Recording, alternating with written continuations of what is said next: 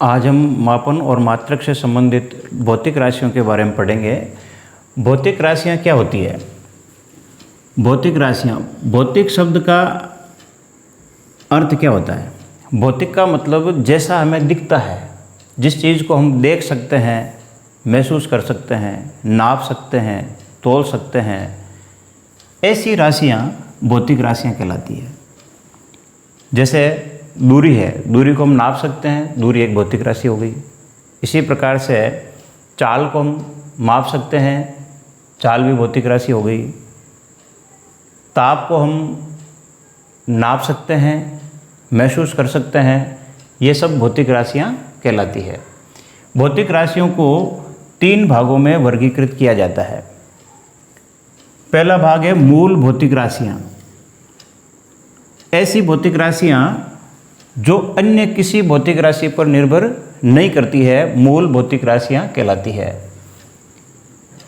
मूल भौतिक राशियाँ केवल 7 है। एक है लंबाई, दूसरी द्रव्यमान, तीसरा समय, चौथा ताप, पांचवा विद्युत धारा, छठा पदार्थ की मात्रा और सातवां प्रदीपन तीव्रता,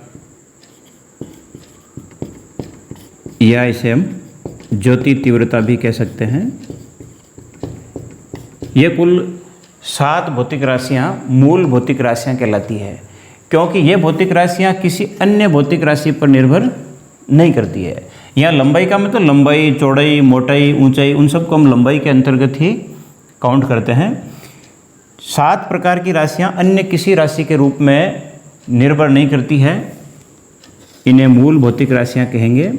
दूसरी भौतिक राशि होती है व्युत्पन्न भौतिक राशियाँ। व्युत्पन्न नाम से पता चल रहा है, ऐसी राशियाँ जो मूल राशियों से व्युत्पन्न यानी बनी हो, मूल राशियों के रूप में जिनको हम व्यक्त कर सकते हैं, वो व्युत्पन्न भौतिक राशियाँ कहलाती है। उदाहरण के लिए जैसे क्षेत्रफल, मान लो आयत का क्षेत्रफल। क्षेत्रफल व्युत्पन्न भौतिक राशि क्यों है, इसको हम समझते हैं। जैसे आयत के क्षेत्रफल का सूत्र हम जानते हैं, लंबाई इंटू चौड़ाई। यानी आयत का क्षेत्रफल लंबाई और चौड़ाई 2 भौतिक राशियों पर निर्भर करता है। लंबाई मूल भौतिक राशि है, चौड़ाई भी एक तरह की लंबाई है। तो लंबाई और चौड़ाई दोनों मूल राशियां हैं, और मूल राशियों के रूप में नई राशि प्राप्त होती है। इस कारण से क्षेत्रफल एक व्युत्पन्न भौतिक राशि है। इसी प्रकार से मान लो आयतन, किसी भी आकृति का आयतन ले सकते हैं। जैसे मान लो घनाभ का आयतन। घनाभ का आयतन लंबाई इंटू चौड़ाई इंटू ऊंचाई। इस व्यंजक में लंबाई, चौड़ाई और ऊंचाई तीनों ही मूल भौतिक राशियां हैं, और इन मूल राशियों के द्वारा ये नई राशि प्राप्त हुई। इस कारण से हम आयतन को व्युत्पन्न राशि कहेंगे। एक तरह से हम यूँ कह सकते हैं, आयतन लंबाई, चौड़ाई, ऊंचाई से व्युत्पन्न हुआ है, जो मूल राशियां हैं। इसी प्रकार से जैसे मान लो चाल या वेग ले लिया, तो चाल का व्यंजक हम जानते हैं, चाल बराबर दूरी बटा समय। तो चाल के व्यंजक में दूरी क्या है?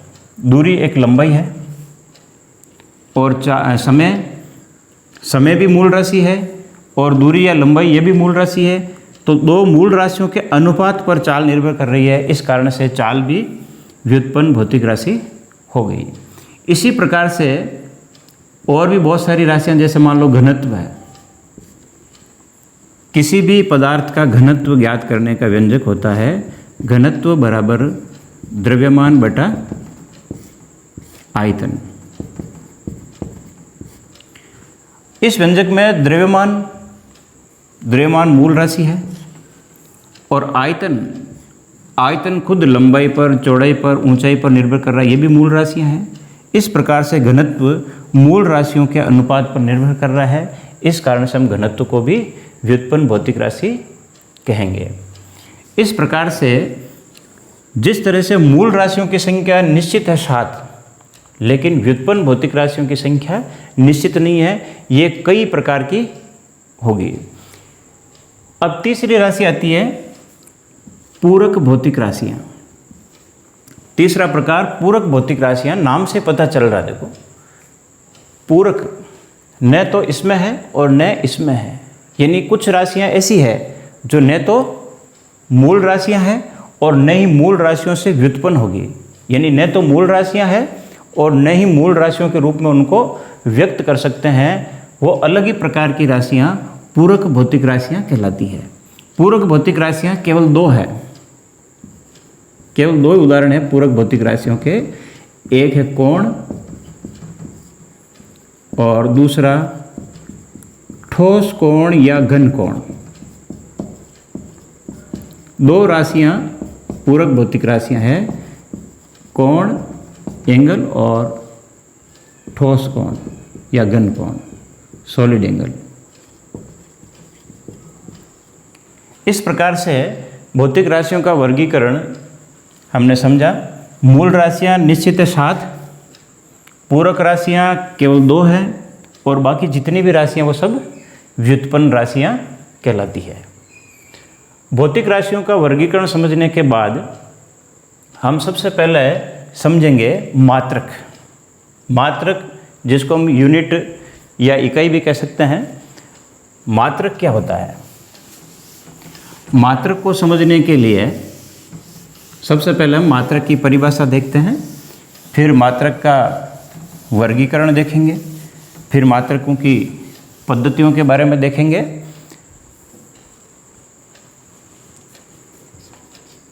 मात्रक या इकाई एक ही बात है, जिसे हम यूनिट, मात्रक या इकाई क्या होती है? मात्रक या इकाई का मतलब है किसी भी भौतिक राशि के लिए निर्धारित किया गया, किसी भी भौतिक राशि के लिए निर्धारित किया गया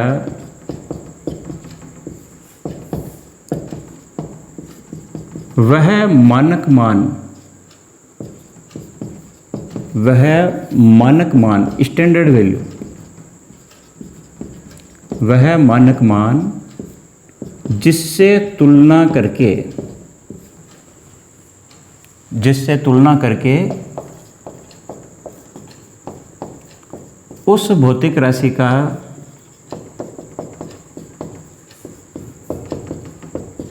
परिमाण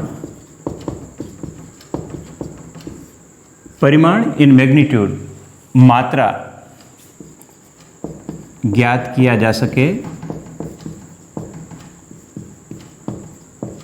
मात्रक कहलाता है। मात्रक को समझने के लिए हमें ये शब्द ध्यान रखना है, ये इसका कीवर्ड है, मानक मान, स्टैंडर्ड वैल्यू। मानक मान यानी पहले से निर्धारित किया गया मानक मान, पूर्व निर्धारित मानक मान को हम मात्रक कहेंगे।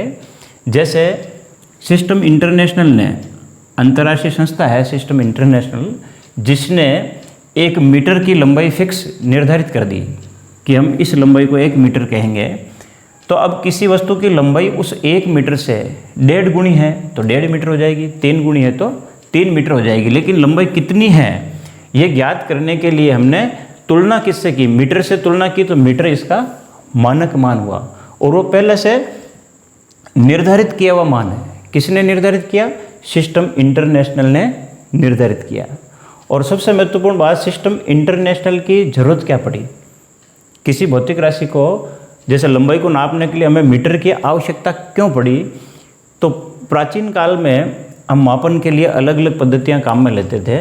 जैसे किसी वस्तु की लंबाई है तो लंबाई हम हाथ से नाप लेते हैं, जैसे इसकी लंबाई कितनी है तो बलिश से नाप दो, 1, 2, 3। इस प्रकार से बलिष्ठ के हिसाब से अगर हम इसकी लंबाई नापते हैं कि हमने यहाँ से यहाँ तक की दूरी को कहा 3 बलिष्ठ, लेकिन ये मानक मान नहीं है, क्योंकि मेरे हाथ का बलिष्ठ अलग है, दूसरे व्यक्ति के हाथ का बलिष्ठ छोटा या बड़ा होगा। इस कारण से इसमें समस्या आ रही थी। इस समस्या का समाधान करने के लिए सिस्टम इंटरनेशनल ने सब भौतिक राशियों के लिए निश्चित मानक मान निर्धारित कर दिए और उन्हीं निश्चित मानक मानों को हम मात्रक कहते हैं, क्योंकि उससे तुलना करके अब मीटर में बलिष्ठ में समस्या थी, लेकिन मीटर में अब कोई समस्या नहीं है। किसी वस्तु की लंबाई हम कहें 2 मीटर है, तो मैं कहूँ 2 मीटर है, तो दूसरा व्यक्ति आसानी से समझ जाएगा वो लंबाई कितनी है। इस प्रकार से निर्धारित मानक मान को हम मात्रक कहेंगे। भौतिक राशियों की तरह मात्रक भी 3 प्रकार के होंगे। वो क्या भाई? भौतिक राशियाँ 3 प्रकार की कौन कौन सी थी? मूल भौतिक राशियाँ, तो मूल भौतिक राशियों के लिए निर्धारित किए गए मात्रक मूल मात्रक हो गए, फंडामेंटल यूनिट्स। व्युत्पन्न भौतिक राशियों के लिए निर्धारित किए गए मात्रक व्युत्पन्न मात्रक हो गए। इसी प्रकार से पूरक भौतिक राशियों के लिए निर्धारित किए गए मात्रक पूरक मात्रक हो गए। मूल राशियां 7 हैं, इस कारण से मूल मात्रक भी 7 ही होंगे, यह निश्चित है। मूल राशि हमें पता है, जैसे लंबाई मूल राशि है, तो लंबाई के लिए मूल मात्रक जैसे मीटर हो गया। इसी प्रकार से द्रव्यमान के लिए मूल मात्रक किलोग्राम हो गया। समय के लिए मूल मात्रक सेकंड हो गया। ताप के लिए मूल मात्रक केल्विन हो गया। विद्युत धारा के लिए मूल मात्रक एम्पियर हो गया। पदार्थ की मात्रा के लिए मूल मात्रक मोल हो गया। और ज्योति तीव्रता या प्रदीपन तीव्रता या प्रकाश की तीव्रता कुछ भी कहें, उसके लिए मूल मात्रक कैंडेला या कैंडिला, एक ही बात है। ये 7 राशियाँ मूल हैं। इन 7 मूल राशियों के लिए 7 मूल मात्रक हो गए। हालांकि ये मीटर की जगह हम मीटर लिखे हैं, सेंटीमीटर लिखे हैं या फुट लिखे हैं, ये मात्रक की अलग अलग पद्धति पर निर्भर करेगा। फिलहाल हम एक एक मात्रक इसके लिए देख लेते हैं। व्युत्पन्न मात्रक, व्युत्पन्न भौतिक राशियों के लिए निर्धारित किए गए मात्रक। अब व्युत्पन्न राशियों की संख्या निश्चित नहीं है, तो व्युत्पन्न मात्रक भी निश्चित नहीं है। एक दो उदाहरण से हम समझ लेते हैं। जैसे अभी हमने देखा क्षेत्रफल, जैसे क्षेत्रफल के लिए हम व्युत्पन्न मात्रक लिखते हैं वर्ग मीटर, मीटर स्क्वायर लिख दिया या शॉर्ट में एम स्क्वायर लिख दें। अब क्षेत्रफल के लिए हम मात्रक मीटर स्क्वायर यानी वर्ग मीटर ही काम में क्यों लेते हैं? अब क्षेत्रफल के सूत्र तो अलग अलग हैं, जैसे आयत के क्षेत्रफल का सूत्र अलग है, वृत्त के क्षेत्रफल का सूत्र अलग है, अलग अलग आकृतियों के क्षेत्रफल के व्यंजक अलग अलग हैं। फिर भी क्षेत्रफल के लिए हम वर्ग मीटर काम में क्यों लेते हैं, इसको समझते हैं। जैसे आयत का क्षेत्रफल, आयत के क्षेत्रफल का सूत्र है लंबाई इंटू चौड़ाई।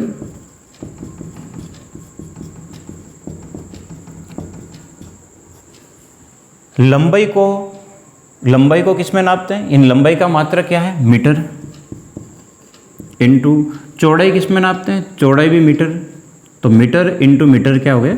Metre square. इसलिए आयत का क्षेत्रफल किस में नापेंगे हम? वर्ग मीटर में। इसी तरह से आयत की जगह मान लो वृत्त होता, वृत्त का क्षेत्रफल, तो वृत्त का क्षेत्रफल ज्ञात करते हैं, तो वृत्त के क्षेत्रफल का सूत्र होता है पाई आर स्क्वायर। पाई तो एक संख्या है 22/7, इसका कोई मात्रक नहीं होता है। आर इसमें रेडियस यानी त्रिज्या है। त्रिज्या क्या है? त्रिज्या एक लंबाई तो है, तो त्रिज्या का मात्रक मीटर और त्रिज्या का यहाँ स्क्वायर आ रहा है, इस कारण से इसका मात्रक क्या हो गया? वर्ग मीटर हो गया। तो वृत्त का क्षेत्रफल लिया तो भी वर्ग मीटर आया, आयत का क्षेत्रफल लिया तो भी वर्ग मीटर आया। इस प्रकार से हम किसी भी भौतिक राशि का क्षेत्रफल निकालें, किसी भी आकृति का क्षेत्रफल निकालें, चाहे वो द्विविमीय है चाहे त्रिविमीय है, सबका क्षेत्रफल जब ज्ञात करेंगे तो हमें वर्ग मीटर प्राप्त होगा। मात्रक की पद्धति चेंज करने पर अगर वर्ग मीटर की जगह वर्ग सेंटीमीटर आए तो भी हम ये कह सकते हैं वर्ग इकाई जरूर आएगा।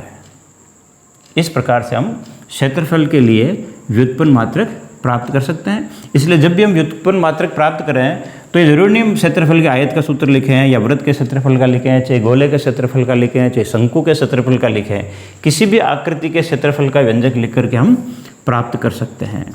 इसी प्रकार से जैसे घनत्व है, तो घनत्व का व्यंजक अभी हमने पढ़ा था, घनत्व का व्यंजक द्रव्यमान बटा आयतन। आयतन में हम किसी भी प्रकार की आकृति ले सकते हैं। द्रव्यमान नापते हम किलोग्राम में। आयतन, अगर घनाभ का आयतन लें, लंबाई इंटू चौड़ाई इंटू ऊंचाई, तो लंबाई भी मीटर, चौड़ाई भी मीटर, ऊंचाई भी मीटर, उसके आधार पर हम मीटर गुणा मीटर के हिसाब से हम मीटर क्यूब लिख सकते हैं।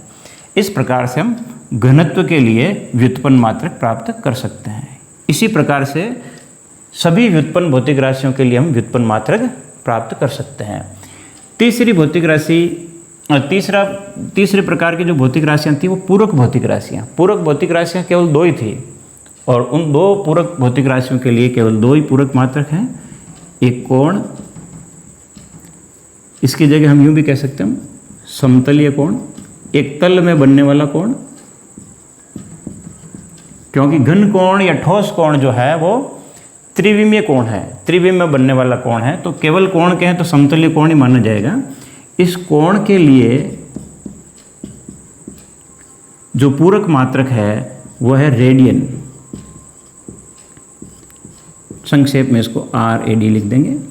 इसी प्रकार से घन कोण या ठोस कोण के लिए, घन कोण या ठोस कोण के लिए पूरक मात्रक होता है स्टेरेडियन।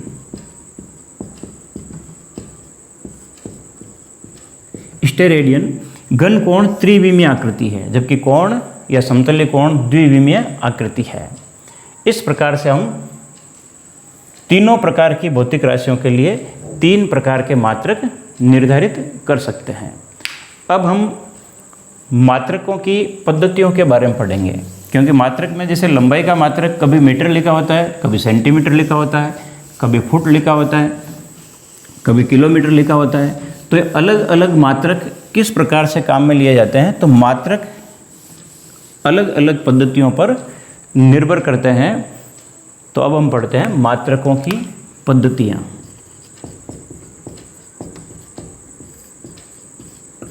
मात्रकों की पद्धतियाँ।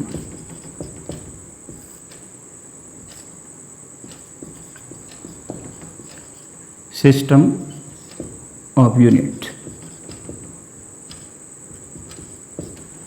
मात्रकों की पद्धतियाँ मुख्य रूप से मात्रकों की पद्धतियाँ तीन हैं। एक पद्धति का नाम है MKS पद्धति।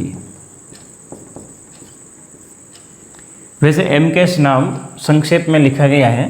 M का मतलब मीटर, K का मतलब किलोग्राम और S का मतलब सेकंड है। तो वह पद्धति जिसमें मीटर किसका मात्रक है, लंबाई का, तो वह पद्धति जिसमें लंबाई को हम मीटर में, इसी प्रकार से किलोग्राम किसका मात्रक है, द्रव्यमान का, द्रव्यमान को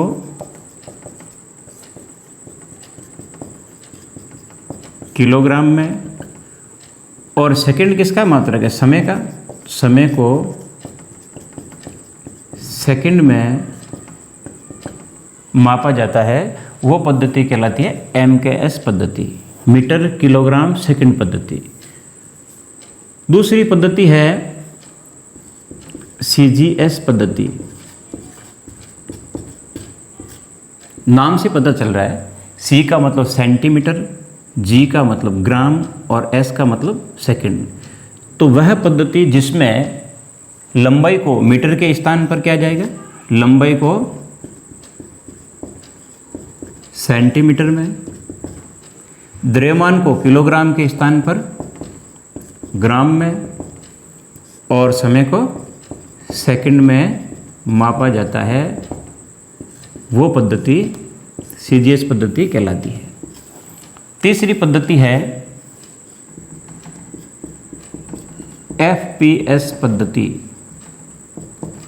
एफपीएस पद्धति, एफ का मतलब फुट, पी का मतलब पाउंड, एस का मतलब सेकंड।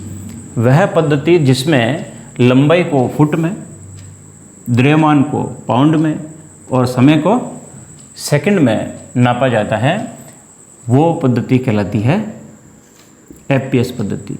यानी इसमें लंबाई को मीटर में, सीजीएस पद्धति में लंबाई को सेंटीमीटर में, और इसमें एफ का मतलब फुट में,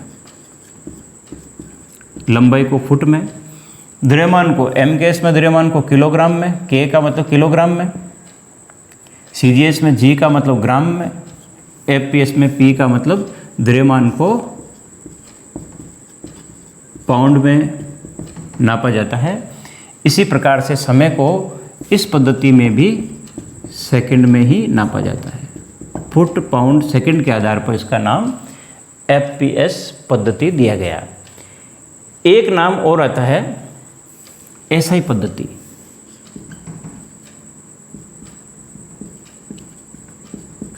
सिस्टम इंटरनेशनल, एसआई का मतलब है सिस्टम इंटरनेशनल। ये मात्रकों के लिए एक अंतर्राष्ट्रीय पद्धति है। वास्तव में एसआई पद्धति कोई नई पद्धति नहीं है। वास्तव में एसआई पद्धति एमकेएस पद्धति का ही एक परिवर्तित रूप है। ये एमकेएस पद्धति का ही परिवर्तित संशोधित रूप है, जिसमें वैज्ञानिकों को सम्मानित करने के लिए उनके नाम के आधार पर मात्रक निर्धारित किए जाते हैं। जैसे बल के लिए न्यूटन, ये न्यूटन भौतिक शास्त्री का नाम है। बल के लिए मात्रक न्यूटन निर्धारित किया गया सिस्टम इंटरनेशनल में। इसी प्रकार से कार्य के लिए जूल, कार्य, ऊर्जा, ऊष्मा, सब के लिए हम जूल मात्रक लिख सकते हैं। इस प्रकार से शक्ति के लिए वाट, इस प्रकार से अलग अलग भौतिक राशियों के लिए अलग अलग प्रकार के सामान्य रूप से एक नाम के मात्रक एसआई पद्धति में दिए गए हैं। तो एसआई पद्धति कोई नई पद्धति नहीं है। वास्तव में एसआई पद्धति एमकेएस पद्धति का ही परिवर्तित और संशोधित रूप है। अब तीनों पद्धतियों में अंतर समझने के लिए एक उदाहरण ले लेते हैं कोई भी। जैसे मान लो अभी हमने समझा वैसे ही उदाहरण ले लेते हैं। जैसे मान लो हमने ले लिया चाल। इस चाल के लिए, स्पीड के लिए हम तीनों पद्धतियों में मात्रक लिखें तो चाल के लिए एमकेएस पद्धति में पहले चाल का व्यंजक, तो चाल बराबर दूरी बटा समय। एमकेएस पद्धति है तो दूरी मीटर में लिखेंगे कि दूरी लंबाई है, दूरी को मीटर में लिखेंगे। सीजीएस पद्धति है तो दूरी को सेंटीमीटर में लिखेंगे। एफपीएस पद्धति है तो दूरी को फुट में लिखेंगे और नीचे समय सेकंड में ही है। इस कारण से इस चाल का एमकेएस मात्रक क्या आएगा? चाल का एमकेएस मात्रक देना है तो दूरी को मीटर में लिखना है, समय को सेकंड में लिखना है। जो अंश में है वो अंश में लिख देंगे, जो हर में हर में लिख देंगे। तो एमकेएस मात्रक हो गया मीटर बटा सेकंड। अब इसका सीजीएस मात्रक, इसका सीजीएस मात्रक, दूरी सीजीएस पद्धति में दूरी किस में नापेंगे? सेंटीमीटर में, और समय किस में नापेंगे? सेकंड में। इसलिए सीजीएस पद्धति में चाल का मात्रक हो गया सेंटीमीटर प्रति सेकंड। इसी प्रकार से एफपीएस पद्धति में इसका मात्रक लिखना है तो ऊपर दूरी को नापेंगे फुट में और समय को नापेंगे सेकंड में। इस प्रकार से फुट प्रति सेकंड एफपीएस मात्रक आ जाएगा। अब यहाँ विशेष ध्यान देने वाली बात यह है कि SI पद्धति में SI मात्रक सब भौतिक राशियों के लिए हो, यह कोई ज़रूरी नहीं है। कुछ भौतिक राशियों के लिए वैज्ञानिकों को सम्मानित करने के लिए उनके नाम के आधार पर SI मात्रक दिए गए हैं। अब जैसे दूसरा उदाहरण और देखें, मान लो त्वरण, एक्सीलरेशन।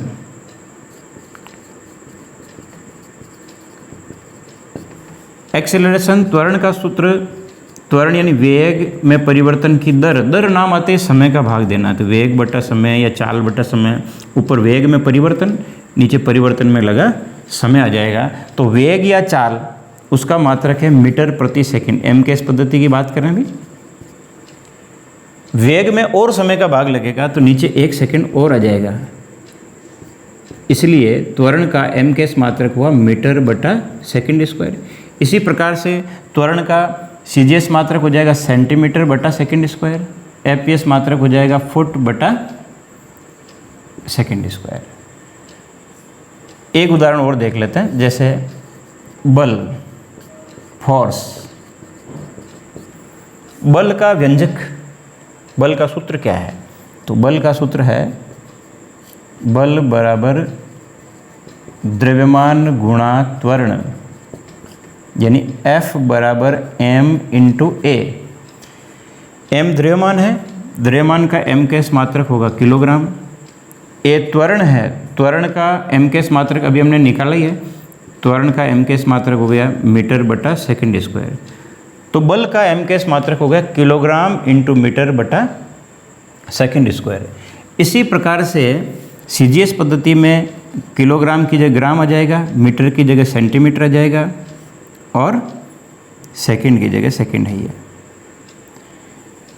इसी प्रकार से FPS पद्धति में द्रव्यमान किस में नापेंगे हम? पाउंड में। इसका सिंबल हम LB लिखते हैं।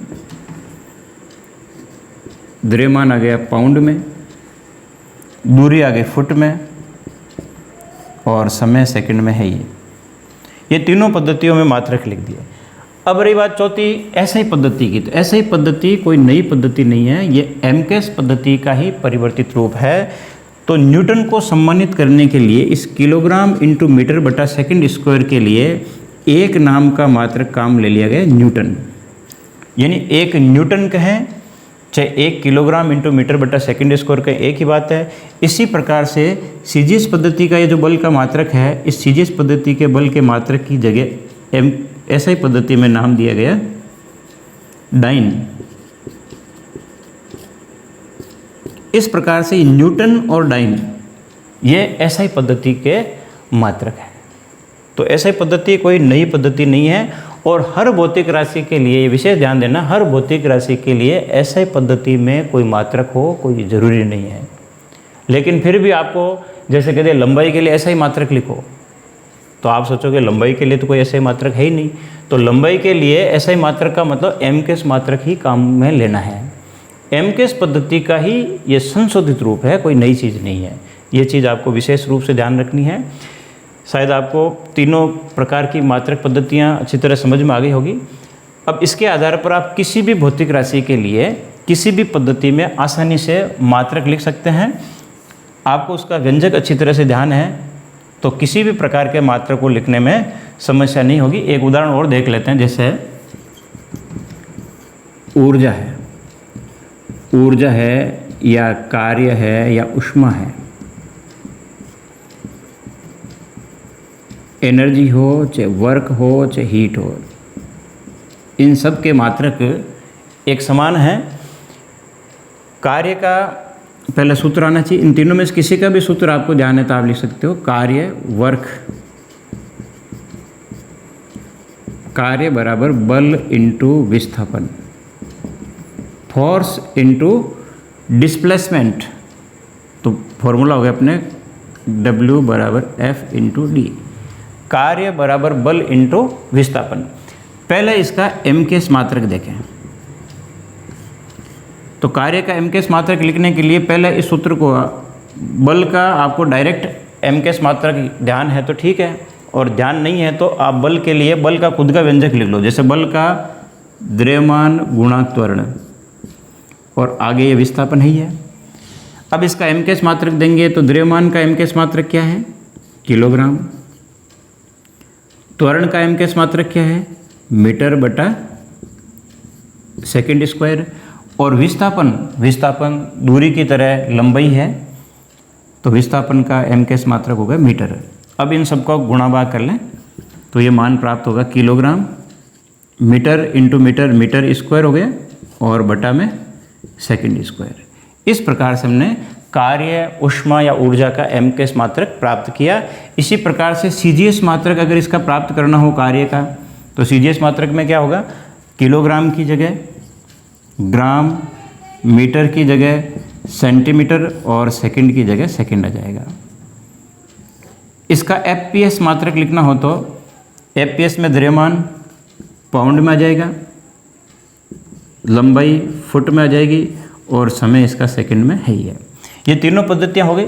अब रही बात ऐसे ही पद्धति की, तो कार्य, ऊर्जा या ऊष्मा के लिए MKS पद्धति में जो लिखा हुआ किलोग्राम इंटू मीटर स्क्वायर बटा सेकंड स्क्वायर, उसके लिए ऐसे ही पद्धति में नाम दिया जाता है जूल।